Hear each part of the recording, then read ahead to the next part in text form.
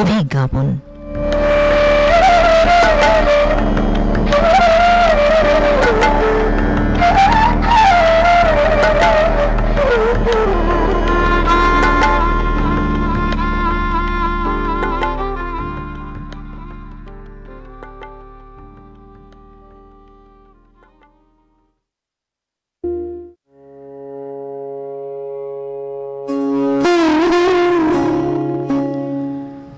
নমস্কার, শুভ সকাল শ্রোতা বন্ধু।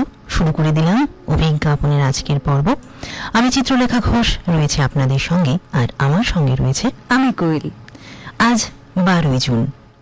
সারা বিশ্ব জুড়ে পালিত হচ্ছে বিশ্ব শিশু শ্রম প্রতিরোধ দিবস। আজকের দিনটি উৎসবের নয়, বরং এক গভীর আত্ম উপলব্ধি এবং প্রতিজ্ঞার দিন। যে বয়সে শিশুদের হাতে থাকার কথা ছিল রঙিন বই আর খেলার পুতুল, সেই বয়সে অভাবের তাড়নায় তাদের কাঁধে চেপে বসেছে কলকারখানা, দোকান বা ইটের ভাটার বাড়ি বোঝা। একদম ঠিক। আর এই অন্ধকারকে দূর করতেই এবারের আন্তর্জাতিক ভাবনা নির্ধারণ করা হয়েছে শিশু শ্রমকে লাল কার্ড, শিশুদের জন্য ন্যায্য পরিবেশ, বড়দের জন্য উপযুক্ত কাজ। এই ভাবনা আমাদের স্পষ্ট বার্তা দেয়, শিশু শ্রম বন্ধ করতে হলে সমাজ থেকে দারিদ্র্য দূর করতে হবে, বড়দের জন্য উপযুক্ত কর্মসংস্থান তৈরি করতে হবে, যাতে কোনো বাবাকে তার আদরের সন্তানকে শ্রমের জন্য বাজারে পাঠাতে না হয়। একটি শিশু যখন শ্রমিকের রূপ নেয়, তখন শুধু একটি শৈশব নষ্ট হয় না, বরং একটি দেশের ভবিষ্যৎ অন্ধকারের দিকে এগিয়ে যায়। শিক্ষা কোনো বিলাসিতা নয়, শিক্ষা প্রতিটি শিশুর মৌলিক অধিকার। আসুন আজকের দিনে আমরা সবাই মিলে একটি দৃঢ় শপথ নিই, আমাদের চারপাশের কোনো শিশুকে আমরা শ্রমের অন্ধকারে হারিয়ে যেতে দেব না। তাদের জন্য নিশ্চিত করব শিক্ষার আলো এবং সুস্থ শৈশব। সরকার, বিভিন্ন সংস্থা এবং সচেতন নাগরিক হিসেবে আমাদের একজোট হয়ে কাজ করতে হবে। আসুন শিশু শ্রমকে লাল কার্ড দেখিয়ে আমরা এক নতুন বৈষম্যহীন এবং সুন্দর পৃথিবী গড়ে তুলি। আমাদের এই অঙ্গীকার সফল করতে এবং এই বার্তা সবার মাঝে ছড়িয়ে দিতে সবাই আমরা এগিয়ে আসি।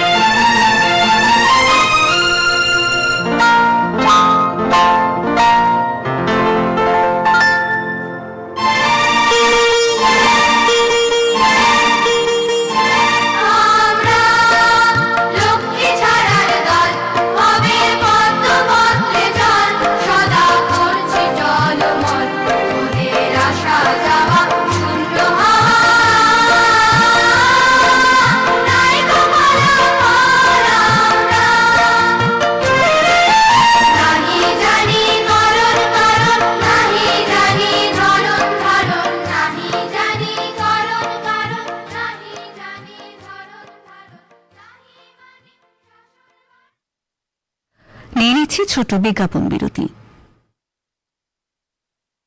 হেপাটাইটিস এ বা ডায়রিয়া জলবাহিত রোগ আপনার দরজায় কড়া নাড়তে পারে, কিন্তু একটু সচেতনতাই আপনার সুরক্ষা। সবসময় জল ফুটিয়ে বা বিশুদ্ধ করে পান করুন। শুধু পান করা নয়, হাত মুখ ধোয়ার জন্যও ব্যবহার করুন পরিষ্কার জল। খাবারের আগে এবং শৌচাগার ব্যবহারের পর সাবান দিয়ে ভালো করে হাত ধোবেন। রাস্তার কাটা ফল বা শরবত এড়িয়ে চলুন এবং ঘরে ORS রাখুন। খাবার ঢেকে রাখুন এবং চারপাশ পরিষ্কার রাখুন। শিশু ও বয়স্কদের প্রতি বিশেষ নজর দিন। অসুস্থ বোধ করলে দেরি না করে দ্রুত চিকিৎসকের পরামর্শ নিন। সুস্থ থাকুন, সচেতন থাকুন। জনস্বার্থে প্রচারিত জেলা স্বাস্থ্য ও পরিবার কল্যাণ সমিতি, পশ্চিম ত্রিপুরা জেলা।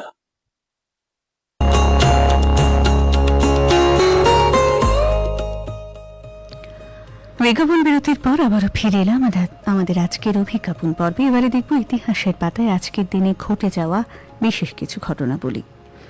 আজ 12 জুন। আজকের দিনেই 2002 সালের আন্তর্জাতিক শ্রম সংস্থার উদ্দেশ্যে প্রথম বিশ্ব শিশু শ্রম প্রতিরোধ দিবসটি পালিত হয়। আজকের দিনে জন্মগ্রহণ করেছিলেন 1860 সালে আশুতোষ চৌধুরী। তিনি ছিলেন ব্যারিস্টার, সমাজকর্মী, স্বাধীনতা সংগ্রামী। আজকের দিনেই জন্মগ্রহণ করেছিলেন 1952 সালে। বাঙালি নাট্যকার, অভিনেতা, নির্দেশক এবং সায়ক, নাট্যগোষ্ঠীর কর্ণধার মেঘনাদ ভট্টাচার্য। আজকের দিনেই 1665 সালে ওলন্দাজদের কাছ থেকে দখল করার পর ব্রিটিশরা নিউ আমস্টারডাম শহরের নাম পরিবর্তন করে নিউ ইয়র্ক রাখে।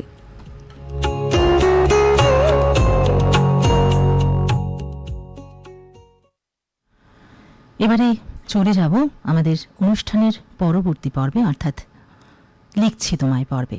তো আজকে লিখছি তোমায় পর্বে প্রথম চিঠিটি লিখেছেন গোকুল মাইতি, ক্ষীরপাই, পশ্চিম মেদিনীপুর থেকে। বন্ধু লিখছেন,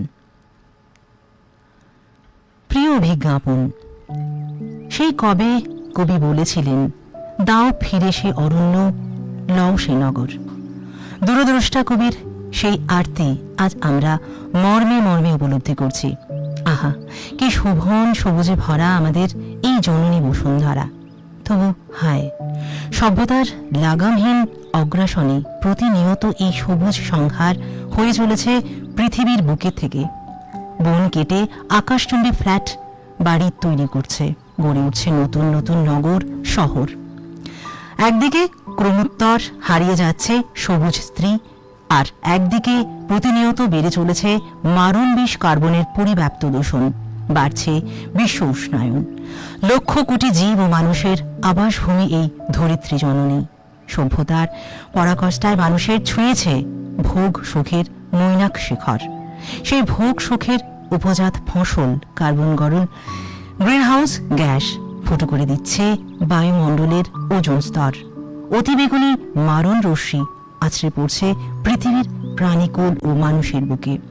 অস্তিত্বের সংকটে গোটা জীবজগৎ গুনছে বিলুপ্তির প্রহর। একমাত্র বৃক্ষরাজ অরণ্যই পারে কার্বন ডাই অক্সাইড শোষণ করে উষ্ণায়ন কমাতে। জীবকুলকে এই সংকট থেকে রক্ষা করতে এ এক কঠিন দুঃসময়। তাই সবুজ সংহার নয়, চাই সবুজায়ন। সবুজে ভরিয়ে তুলতে হবে বসুন্ধরাকে, তবেই প্রাণীকুল বাঁচবে। ওই দেখো আমাদের হরিপ্রসাদ সারাদিন গ্রাম শহর ঘুরে বৃক্ষরোপণ করে বেড়ায়। এই যাবৎ প্রায় 10,000 গাছ লাগিয়েছে। লোকে তাই গাছ প্রাসাদ বলে ডাকে। আমি বলি, গাছ প্রাসাদ, এই যে তুমি সারাদিন ঘরের খেয়ে গাছ লাগিয়ে বেড়াও, কি সুখ পাও? কেন গো? গাছ ফুল দেয়, ফল দেয়, ছায়া দেয়, পরিবেশ বাঁচায়, সেই তো আমার সুখ গো। হায়, গাছ প্রাসাদ তো তেমন লেখাপড়াও জানে না, তবু সে না জানে কি করে যা করে আমরা কোনোদিন পারি না। এসো সবে মিলে গাছ প্রাসাদের সাথে হাত মেলাই, বৃক্ষরোপণ করে সবুজে সাজিয়ে তুলি পৃথিবীকে। বাঁচুক পৃথিবীর প্রাণীকুল, বাঁচুক মানুষ। সবাইকে সবুজ আশা শুভেচ্ছা। গোকুল মাইতি, ক্ষীরপাই, পশ্চিম মেদিনীপুর।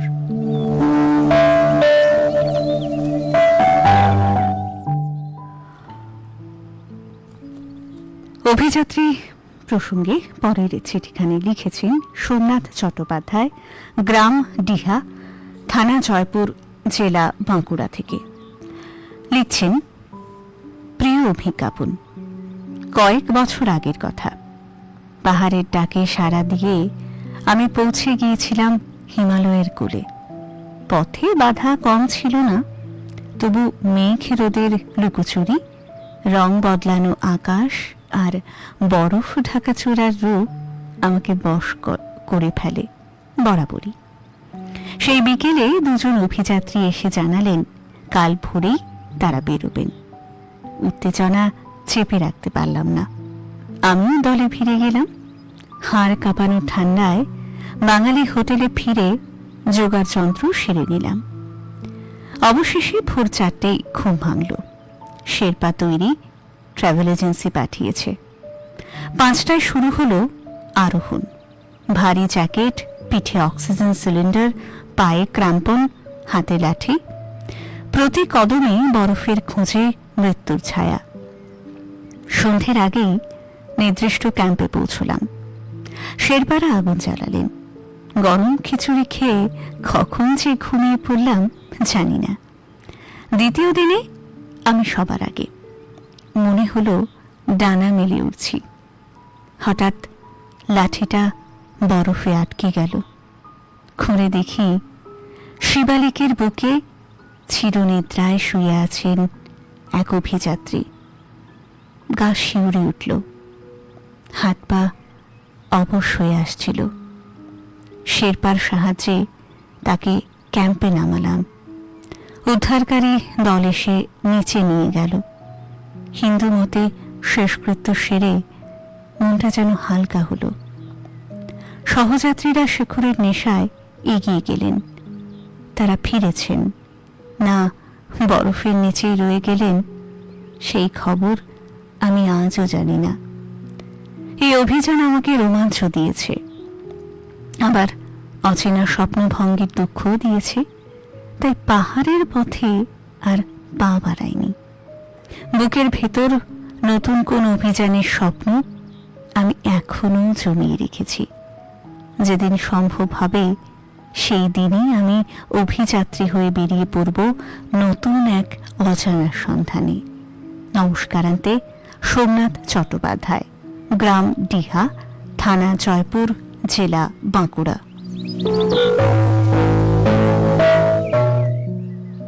এবারে চিঠিটি লিখেছেন কৃষ্ণা কর্মকার, খরার, পশ্চিম মেদিনীপুর থেকে। তিনি লিখছেন, প্রাণের বন্ধু অভিজ্ঞাপন। সৃষ্টির জন্মলগ্নে পৃথিবী ছিল ঘন সবুজের আচ্ছাদনে ঢাকা। এক ছিল চারদিকে বিশুদ্ধ, স্বচ্ছ, সুন্দর জলের ভাণ্ডার। তখন সারা পৃথিবী ছিল বিশুদ্ধতার মোড়কে মোড়া। তারপর ধীরে ধীরে এলো নানান কীট পতঙ্গ, আর বিবর্তনের মধ্য দিয়ে সব শেষ হলো মানুষ। মানুষের অস্তিত্ব টিকিয়ে রাখার প্রধান শর্ত বিশুদ্ধ অক্সিজেন দিল সবুজ গাছগাছালি, আর দিল ক্ষুধার অন্ন বা খাদ্য। এক কথায় মানুষের বেঁচে থাকার সমস্ত উপাদান নিরলসভাবে প্রতিনিয়ত সরবরাহ করে চলেছে এই সবুজ গাছ। তাই বলা যায়, গাছ বাঁচলে আমরা বাঁচব। কিন্তু কথাটি যে আমাদের চেতনাকে সজাগ করতে ব্যর্থ হচ্ছে, তা অনুগ্রহ করা যায় যখন আমরা দেখি এত সাড়ম্বর প্রচারে সত্ত্বেও নির্বিচারে বৃক্ষ নিধন পর্ব অবাধেই চলেছে। এরই পাশাপাশি আমরা চূড়ান্ত অমনোযোগী বন সংরক্ষণে এবং চরম উদাসীন বন সৃজনে, অথচ যে প্রাকৃতিক ভারসাম্যের উপর নির্ভর করছে আমাদের অস্তিত্ব, তা বিনষ্ট করার অর্থ যে নিজেদেরকেই বিনাশ সাধন, এ বিষয়ে আমরা অসতর্ক। আর তার চরম প্রভাব পড়ছে সমগ্র মানব সভ্যতার উপর। সবুজ নিধনের মহাযজ্ঞে মানুষের চরম অসতর্কতায় স্থায়ীভাবে ঘাঁটি গেড়ে বসেছে গ্লোবাল ওয়ার্মিং বা বিশ্ব উষ্ণায়ন। ফলস্বরূপ দিন দিন এই পৃথিবীর গড় তাপমাত্রা বেড়েই চলেছে। গভীর সংকট আজ পৃথিবীর শিউরে দণ্ডায়মান। আর একমাত্র সবুজই পারবে মানব ও মানব সভ্যতাকে এই চরম সংকট থেকে রক্ষা করতে। তার জন্য প্রয়োজন শুধু সবুজায়ন। ধরার প্রাণকে সবুজের আচ্ছাদনে মুড়ে ফেলতে হবে, তবেই সমগ্র মানব সভ্যতা হবে সুরক্ষিত। সবুজ হোক সমগ্র ধরা, আর সবুজ হোক সকল মন। সকলকে জানাই অনেক অনেক শুভেচ্ছা ও ভালোবাসা। কৃষ্ণা কর্মকার, খরার, পশ্চিম মেদিনীপুর।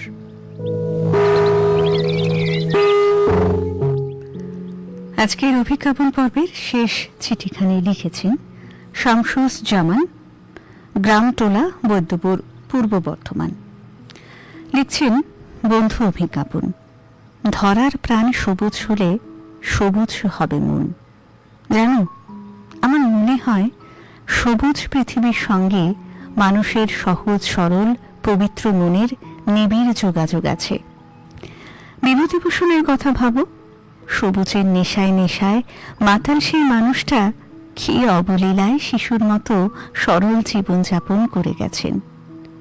আমার কর্মস্থল ছিল আন্দামান। তার অপূর্ব সুন্দর নিসর্গর প্রকৃতি যারাই দেখেছেন তারাই স্বীকার করেন যে স্বর্গ বলতে যে অপূর্ব সুন্দর অলৌকিক জগতের ছবি আমাদের চোখে ভেসে ওঠে, তা যেন আন্দামান নিকোবরের পরতে পরতে ছড়ানো আছে। কবিগুরু যে লিখেছেন, ওই যে প্রবীণ, ওই যে পরম পাকা, চক্ষু কর্ণ দুইটি ডানায় ঢাকা, ঝিমায় যেন চিত্রপটে আঁকা, অন্ধকারে বন্ধ করা খাঁচায়। পরম পাকা প্রবীণের দল আমরা। এই পৃথিবীর সবুজায়নের কথা, পরিবেশ ভাবনার কথা নতুন প্রজন্মকে কিছুই শেখাতে পারিনি, কিন্তু সহজ করে সেই অন্যায় আচরণের কথাটা আমরা মেনে নিতেও পারি না, বরং যেভাবে পারি সেই পরিবেশকে নষ্ট করার জন্য উঠে পড়ে লাগি। কারণ সেই আন্দামান প্রসঙ্গেই বলি, দেখতে দেখতে আমার চোখের সামনেই মাত্র কয়েক বছরে এই সবুজ পৃথিবীতে ধ্বংস করার কি নির্লজ্জ প্রক্রিয়া দেখলাম। আইনে লেখা থাকে বোধহয় শুধু কাগজে কলমে। বন কেটে বসত বানাতে বানাতে কি সাংঘাতিক বিপর্যয় সৃষ্টি করেছেন এই বড়রা। সুনামির মতো ভয়ঙ্কর প্রাকৃতিক বিপর্যয় এসে আমাদের গালে চড় মেরে কত কিছু শেখাতে চাইল, কিন্তু জেগে ঘুমানোর মানুষদের কি পাল্টানো যায়? তবু আমরা এই বিপর্যস্ত পৃথিবীকে সবুজে সবুজে ভরিয়ে তুলতে নবীন প্রজন্মের উদ্দেশ্যে সেই ঋষি কবির কথাই শেখাবো। ওরে নবীন, ওরে আমার কাঁচা, ওরে সবুজ, ওরে অভুজ, আধ মরাদের ঘা মেরে তুই বাঁচা।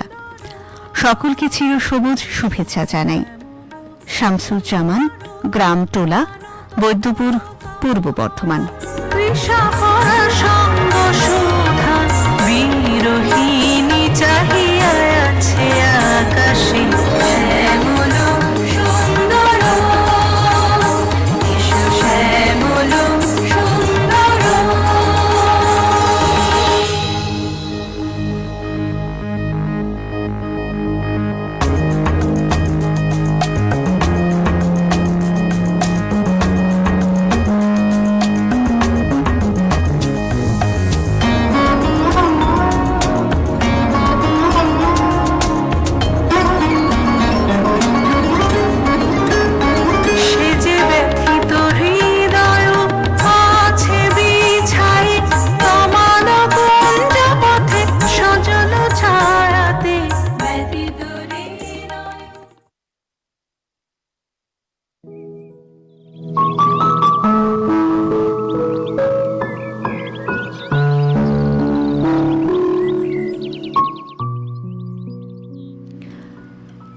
আমরা প্রতিদিন অসংখ্য জিনিস স্পর্শ করি।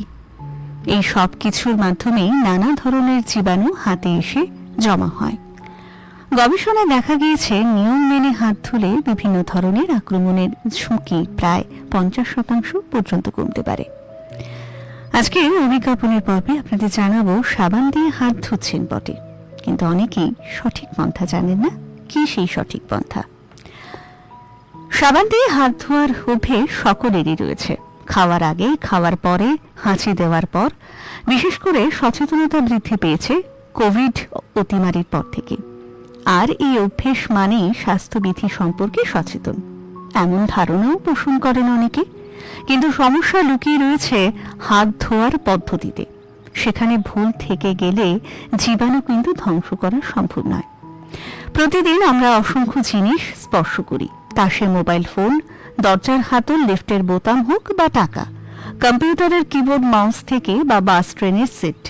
এই সব কিছুর মাধ্যমেই নানা ধরনের জীবাণু হাতে এসে জমা হতে পারে। তাছাড়া হাঁচি কাশি থেকেও জীবাণু ছড়িয়ে পড়তে পারে। আর তাই চিকিৎসকদের মত, সঠিকভাবে হাত ধোয়ার অভ্যেস থাকলে সংক্রমণের ঝুঁকিও কমানো সম্ভব। গবেষণায় দেখা গিয়েছে নিয়ম মেনে হাত ধুলে বিভিন্ন ধরনের সংক্রমণের ঝুঁকি প্রায় 50% পর্যন্ত কমতে পারে।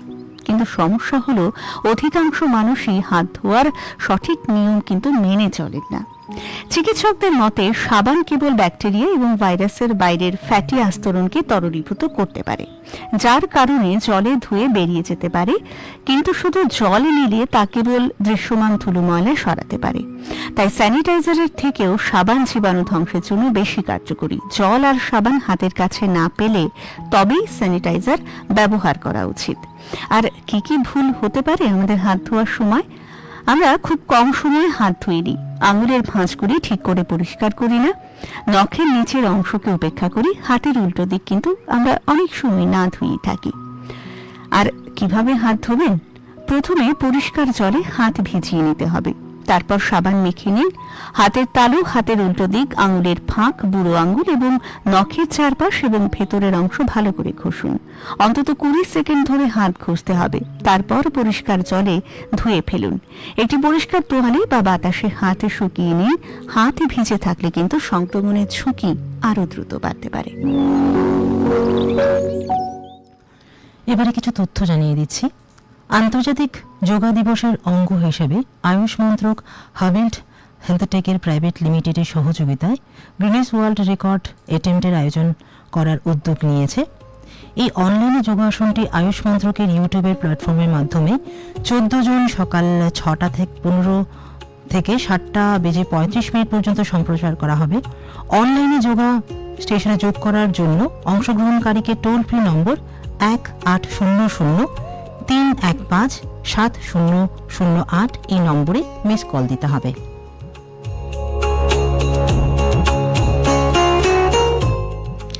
জানিয়ে দিচ্ছি আরও একটি তথ্য। ত্রিপুরা সরকারের তপশিলি কল্যাণ দপ্তর প্রি ম্যাট্রিক বৃত্তি প্রাপকদের জন্য একটি গুরুত্বপূর্ণ বিজ্ঞপ্তি জারি করেছে। যেসব তপশিলি জনজাতি সম্প্রদায়ভুক্ত নবম এবং দশম শ্রেণীর শিক্ষার্থীরা 2025-26 শিক্ষাবর্ষে প্রি ম্যাট্রিক বৃত্তির জন্য আবেদন করেছে, কিন্তু আধার নম্বরের সঙ্গে ব্যাংক অ্যাকাউন্ট সংযুক্ত না থাকার কারণে এখনও বৃত্তির অর্থ পায়নি, তাদের দ্রুত প্রয়োজনীয় ব্যবস্থা গ্রহণের জন্য অনুরোধ করা হয়েছে। বিজ্ঞপ্তি অনুযায়ী সংশ্লিষ্ট শিক্ষার্থীদের নিজেদের সক্রিয় ব্যাংক অ্যাকাউন্টের সঙ্গে আধার নম্বর সংযুক্ত বা আধার সিডিং সম্পন্ন করতে হবে। এর ফলে সরাসরি ব্যাংক অ্যাকাউন্টে বৃত্তির অর্থ জমা করা সম্ভব হবে।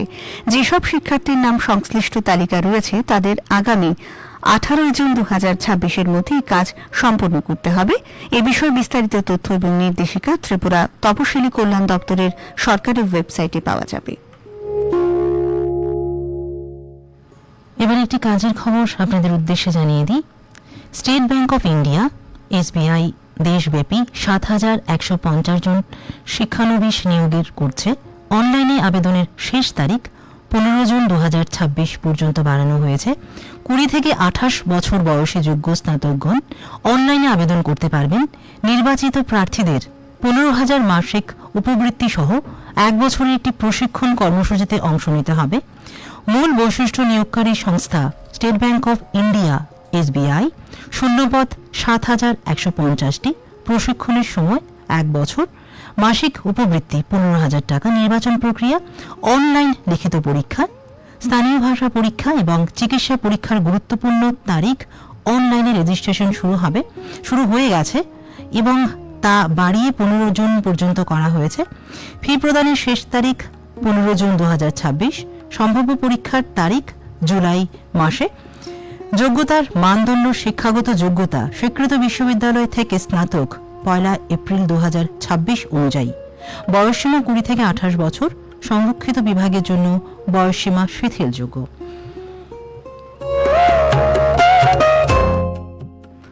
জানিয়ে দিচ্ছে আরও একটি কাজের খবর। ত্রিপুরা পাবলিক সার্ভিস কমিশন বা টিপিএসসির মাধ্যমে গ্রামীণ উন্নয়ন দপ্তরে জুনিয়র ইঞ্জিনিয়ার পদে নিয়োগের বিজ্ঞপ্তি প্রকাশিত হয়েছে।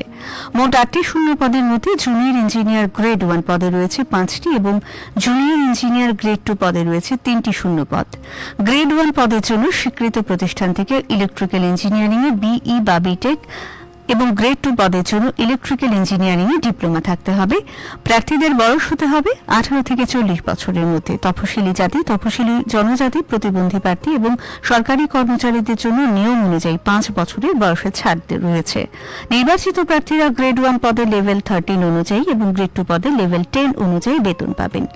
আবেদন করতে হবে সম্পূর্ণ অনলাইনে। আবেদন গ্রহণ শুরু হয়েছে 19 মে 2026 থেকে এবং আবেদন জমা দেওয়ার শেষ তারিখ আজ অর্থাৎ 12 জুন বিকেল 5:30 পর্যন্ত। নির্বাচন করা হবে লিখিত পরীক্ষা এবং প্রয়োজন ভিত্তিক ব্যক্তিত্ব যাচাই করা বা ইন্টারভিউর মাধ্যমে।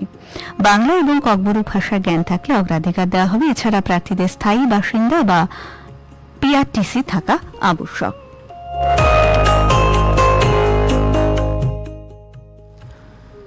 ঘড়ি বলছে সময় হয়ে গেছে আবহাওয়ার বিজ্ঞপ্তি জানিয়ে দেওয়ার। আগরতলা তার পার্শ্ববর্তী অঞ্চলের পরবর্তী 24 ঘন্টার আবহাওয়ার পূর্বাভাসে জানানো হয়েছে আকাশ অংশত মেঘলা থাকবে, বজ্র বিদ্যুৎ সহ ভারী বৃষ্টিপাতের সম্ভাবনা রয়েছে কোনো কোনো এলাকায়। তাপমাত্রা থাকতে পারে সর্বোচ্চ 33 ডিগ্রি এবং সর্বনিম্ন 25 ডিগ্রি সেলসিয়াসের কাছাকাছি। আগরতলা বিমানবন্দরে পরিলক্ষিত গতকালের সর্বোচ্চ এবং আজ ভোরের সর্বনিম্ন তাপমাত্রা রেকর্ড করা হয়েছে 33.5 ডিগ্রি সেলসিয়াস এবং 24.1 ডিগ্রি সেলসিয়াস। বাতাসের আপেক্ষিক আর্দ্রতার পরিমাণ সর্বোচ্চ 97%, সর্বনিম্ন 68%। আর আজ ভোর 5:30 পর্যন্ত বৃষ্টিপাতের পরিমাণ 3.4 মিলিমিটার। জানিয়ে দিলাম আবহাওয়ার বিজ্ঞপ্তি।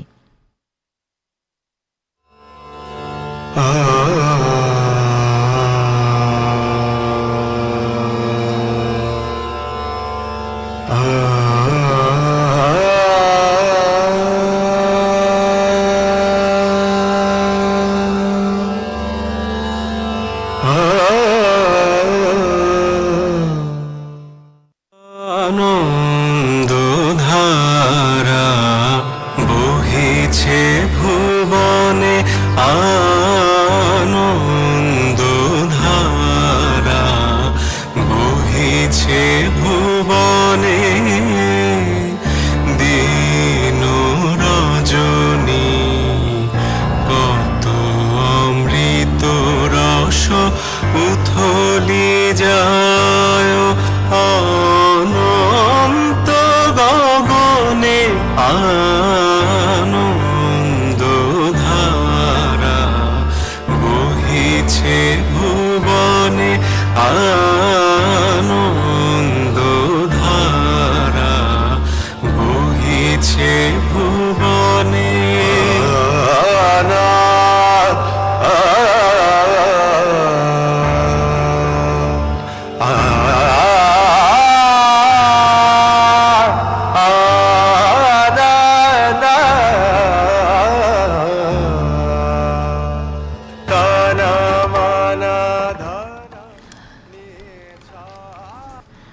ঘড়ির সময় বলছে অভিজ্ঞাপনের পর্ব থেকে আমাদের আজ বিদায় নিতে হবে।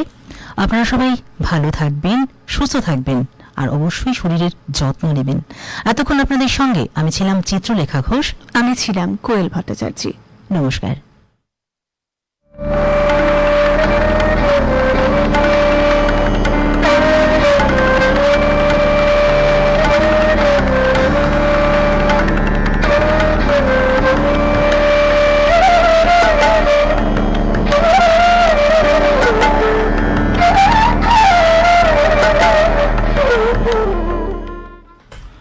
Akashvani Agartala.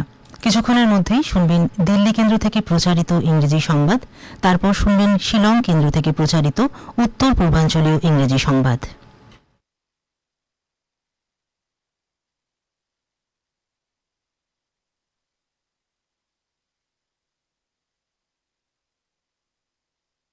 Presents Morning News.